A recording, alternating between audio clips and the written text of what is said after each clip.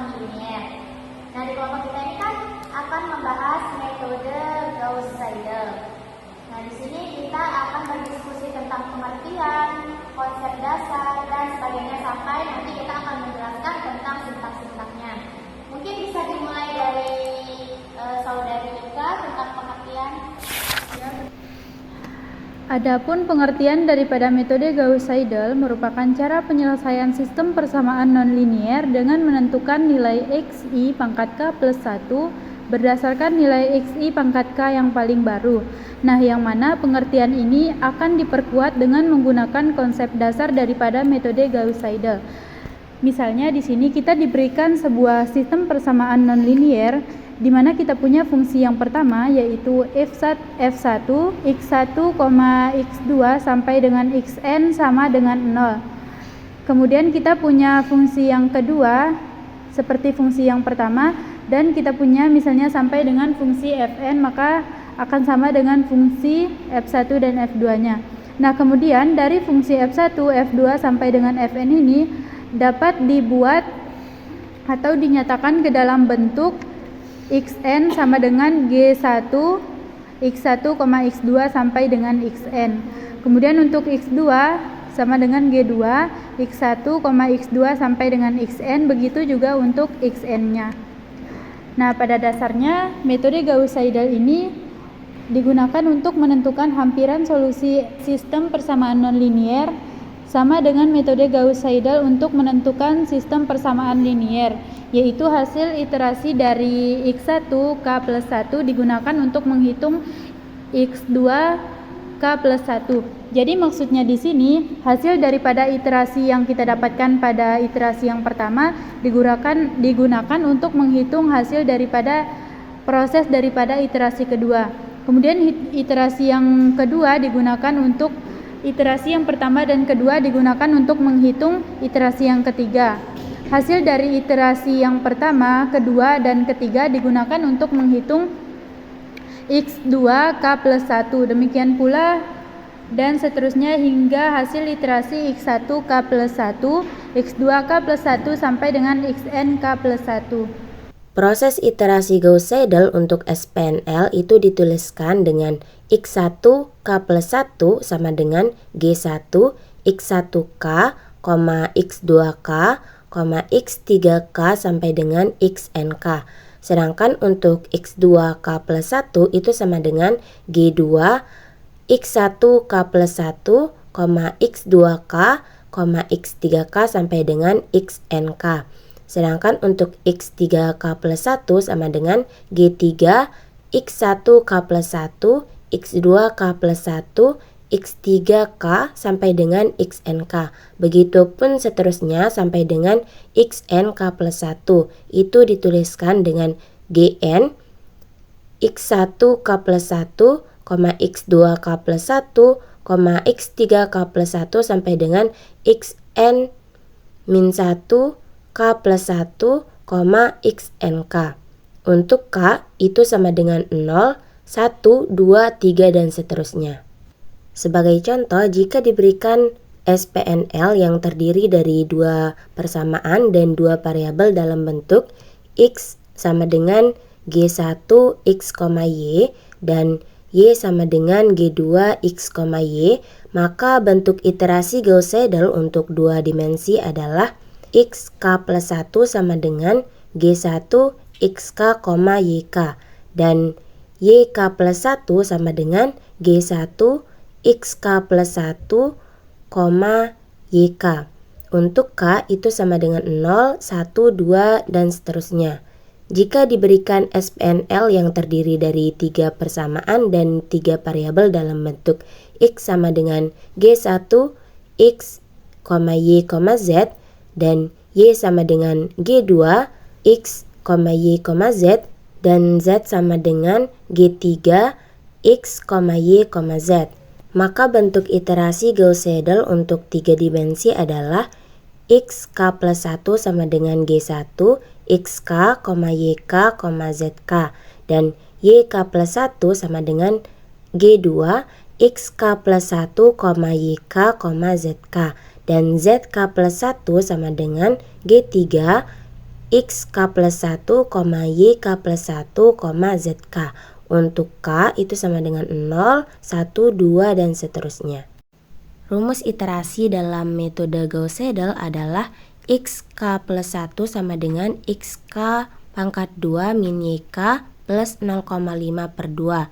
Dan YK plus 1 sama dengan negatif XK plus 1 pangkat 2 min 4 YK pangkat 2 plus 8 YK plus 4 per 8.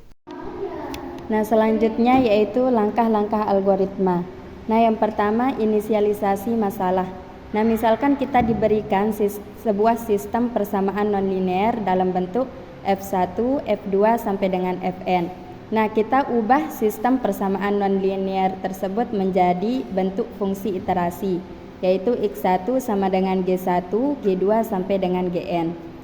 Nah, langkah yang kedua yaitu kita menentukan tebakan awal. Nah, kita pilih nilai awal X1 pangkat 0 sampai dengan Xn pangkat 0, yaitu yang cukup dekat dengan solusi sebenarnya agar iterasinya itu cepat konvergen. Nah, yang ketiga yaitu lakukan proses iterasi. Nah, untuk setiap langkah iterasi ke K plus 1, kita hitung dulu variabel pertamanya dengan menggunakan nilai iterasi yaitu X1 pangkat K plus 1 sama dengan G1 dalam kurung X1 pangkat K sampai dengan Xn pangkat K. Lalu kita hitung variabel kedua dengan menggunakan hasil dari variabel pertama itu. Nah, selanjutnya kita hitung hingga variabel terakhir. Selanjutnya di sini untuk langkah algoritma yang keempatnya yaitu kita hitung galat atau errornya. Di mana galat itu artinya seberapa jauh perbedaan hasil iterasi sekarang dengan hasil iterasi sebelumnya. Nah, di mana di sini untuk menghitung error itu kita menggunakan rumus max I mutlak dari XI pangkat K plus 1 negatif XI pangkat K. Nah, di sini kita ambil selisih absolut atau tanpa tanda minus antara nilai baru dan lama pada setiap variabel, lalu kita pilih yang paling besar. Selanjutnya yaitu uji konvergensi. Nah, jika error kurang dari toleransi error yang ditentukan, maka iterasi bisa dihentikan. Nah, misalkan error lebih besar dari toleransi errornya berarti belum cukup akurat. Kita bisa lanjutkan ke iterasi berikutnya. Biasanya di sini kita memakai iterasi untuk toleransi errornya itu bisa 10 pangkat negatif 3 atau 10 pangkat negatif 6 dan lainnya.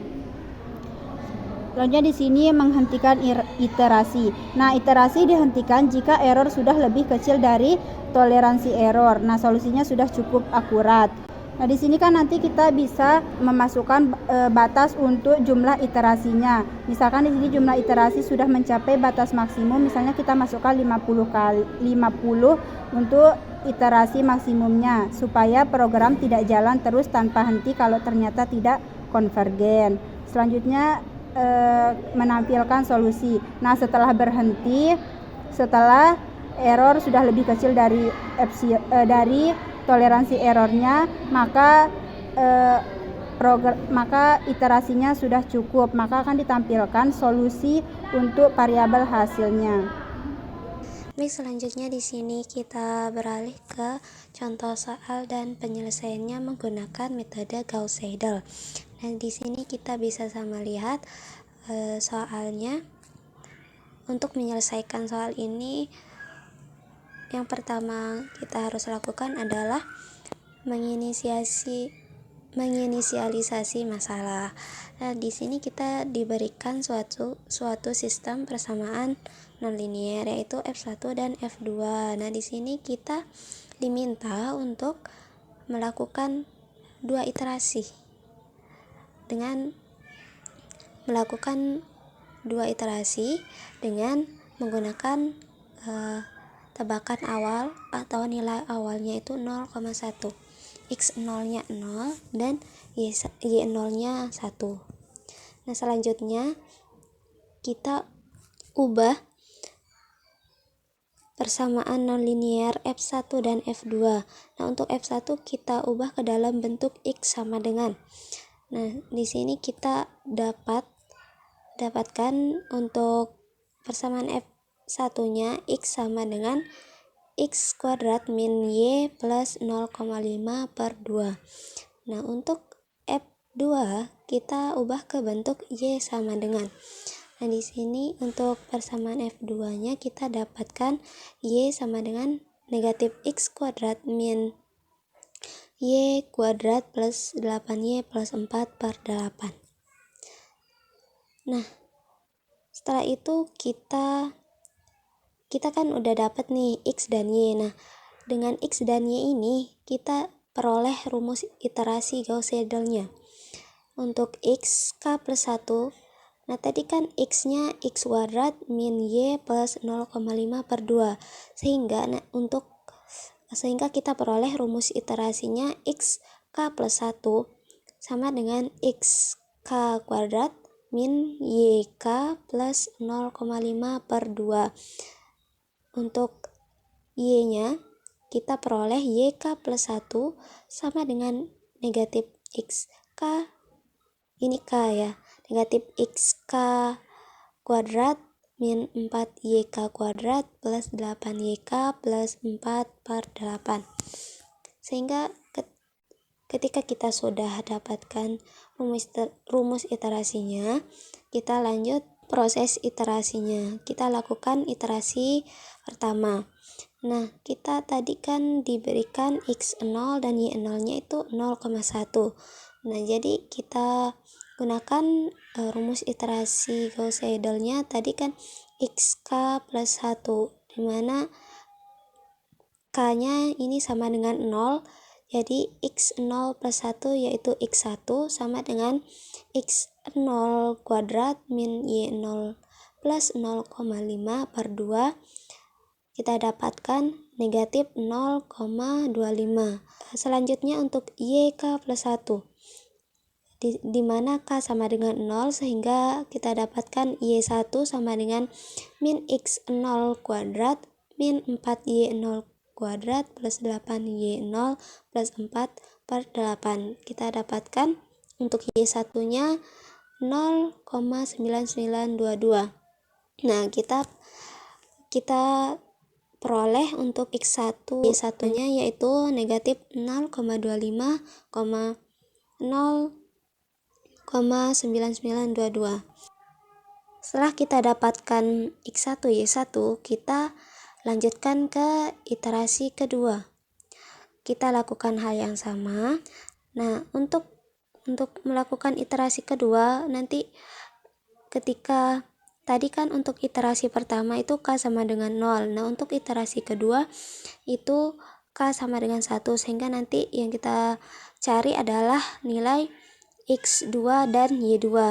Nah, untuk tebakan kita tadi kan dapatkan untuk X1 dan Y1. Nah, itu yang kita gunakan untuk mencari X2 dan Y2-nya. Begitu pula untuk iterasi selanjutnya, lakukan hal yang sama sehingga nanti hasilnya mendekati 0. Di sini sudah ada sintaknya yang bisa langsung di-running di aplikasi MATLAB. Di sini tinggal kita masukkan X0, X1 dan iterasi maksimum yang diinginkan, maka akan muncul hasilnya. Selanjutnya, kelebihan dari metode Gauss-Seidel. Yang pertama yaitu lebih cepat konvergen dibanding metode Jacobi, karena setiap nilai variabel langsung diperbarui dan digunakan pada perhitungan berikutnya. Yang kedua, mudah dipahami dan diimplementasikan. Rumusnya sederhana, bisa diprogram dengan mudah di komputer. Yang ketiga, proses iteratif fleksibel, dapat dihentikan sesuai dengan tingkat ketelitian atau toleransi error yang diinginkan. Terdapat juga beberapa kelemahan dari metode Gauss-Seidel ini. Yang pertama yaitu tidak selalu konvergen. Metode Gauss-Seidel hanya dijamin konvergen jika matriks koefisien bersifat diagonali dominan atau nilai absolut elemen diagonal lebih besar daripada jumlah nilai absolut elemen lainnya pada baris yang sama, atau positive definite. Matriks simetris dan semua nilai eigennya positif. Yang kedua, sangat bergantung pada tebakan awal. Jika tebakan awal buruk, iterasi bisa menjadi lambat atau bahkan divergen. Oleh karena itu, pemilihan tebakan awal yang baik sangat penting untuk memastikan konvergensi yang cepat. Yang ketiga, lambat untuk sistem kecil. Untuk sistem persamaan linier dengan jumlah persamaan yang sedikit, metode langsung seperti eliminasi Gauss lebih efisien daripada metode iterasi seperti Gauss-Seidel. Yang terakhir yaitu jumlah iterasi lebih banyak. Pada kasus tertentu, konvergensi metode Gauss-Seidel bisa sangat lambat sehingga memerlukan banyak iterasi untuk mencapai hasil dengan ketelitian tinggi. Hal ini dapat mempengaruhi efisiensi komputasi.